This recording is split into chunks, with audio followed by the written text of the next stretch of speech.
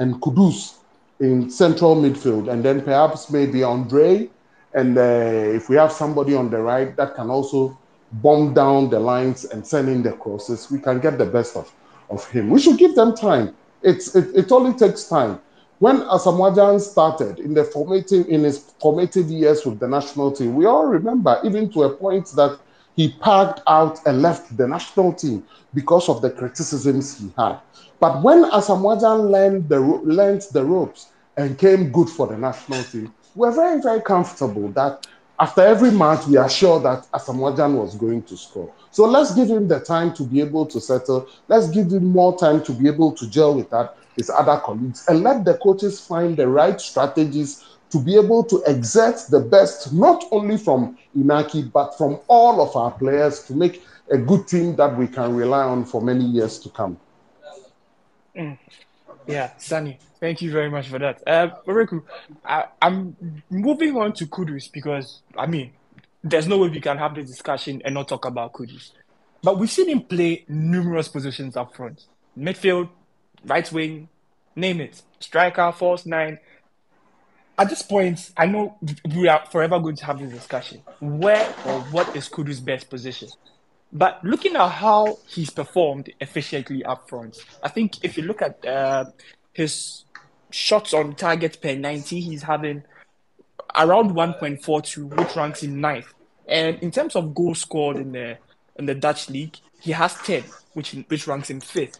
So you can definitely tell he's doing a lot in terms of his goal scoring, number of shots on target he puts out there. But Riku, tell me, where would you put Kudus in this national team side? I'll put him in where he calls as his best position. That's the number 10. Absolutely. Time and time again, he said that he's a number 10, and that's what he wants to play. But then again, he's also competent enough to play across the front line, and so he doesn't mind, playing as a striker or as a right winger, the position that he's occupying at the moment. But if you look at how Heitinga is even deploying him at the moment, it's not a traditional right wing position, right? Where you have, he's more or less tucking into the right half space, and so he's always playing like maybe 10 and a half. So he's inside forward, kind of. Yeah, more or less like an inside forward, but has to, of course, do the defensive responsibilities of a winger when they lose the ball. The hope for Heitinga is that they would dominate the ball and territory as well, so that he has Kudus in more central areas and doesn't have to bother going wide. I think it's one role that he's adopted to a lot, and all through his different positions. One skill that we've seen, remain consistent and constant in all the positions that he's played is his ability to score goals, and that's one thing that I think is great to have as a player, because a young player who is really technical, a lot of these young guys who know how to dribble, know how to, hold on to the ball and all that, they're not manifest. He's probably just a few months away from taking over the national team completely. But I think that in the next few years, he's going to be the man solely responsible for the success of the national team. It would look like if the rest of the team are to play well, he has to play well. And that would come with the realization that we would have to start, playing profiles around him that would enable him and bring down his strengths. And so players who are good at combination play are able to find spaces and create space for him in the center of the park and all that, different combinations. But that's how high I see him. From his days at Nordjylland, Didi Dramani, who's worked closely with him, has always said that if an African player is going to win the Ballon d'Or, it's going to be Mohammed Kudus in the next few years. This was when Kudus was 12, 13. That's what a coach who worked with him said. And so it doesn't mean he's going to be in there, but it just speaks of the quality that they've been privy to, right, in the past, in his developmental stages. I still think that there's a lot that he has to do, probably mentally, and his understanding of the game. Yeah, he's only, 22, 23. He will learn all that. But the expectation for me personally is really, really high. And I'm siding with Didi Dramani that I want to see him aspire to be the best in the world. Not just to be the best in Ghana or Africa. To be in the top 10 Ballon d'Or, like top 5. We haven't seen that since the days of Asamoah Gyan in 2010, where I think Jan finished in the top 20.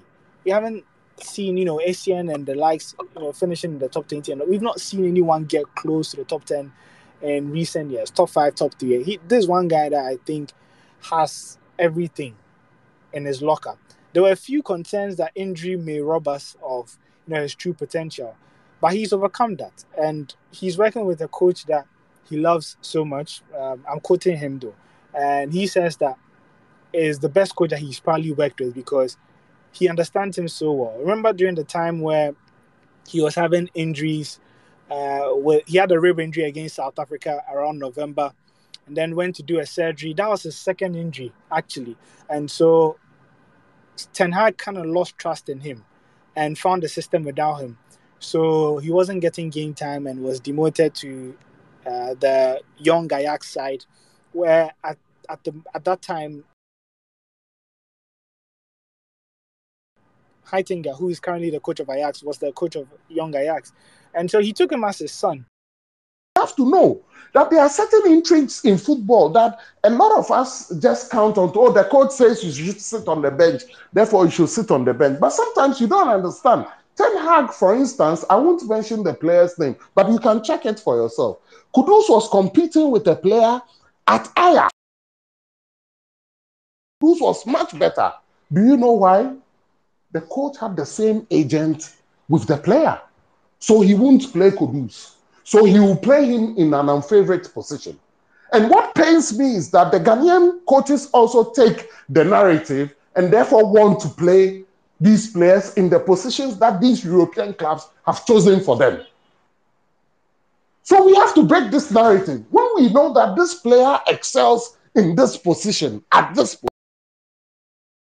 team, well, it's your club, you pay him. But when we come to the national team and we know that this is the position that the player excels, put him there. And I like the same way. You see what happened to Kamaldeen at Rennes? When the coaches changed, they decided to bench him. And when he also started his... Now the world has realized that if you give him the opportunity to play, you can get more out of him. So these are some of the intrigues we must learn. The football world is cruel, it's crazy. And there are lots of things that go into it. Sometimes the players can come out and say certain things in public because it's the public space. But these are some of the things that we must know. And I've given you an assignment. Find out who was the player that played number 10. And find out why he shared the same agent with Ten Hag and why Ten Hag took the decision not to play Kudus and put him on the bench. It was strange. Every football analyst, top football analyst in Holland said it was strange. And I think it was not only strange, but it was fraudulent. I think so, strongly. And coming to Kamal Soa, I think we need to give Kamal a lot more time.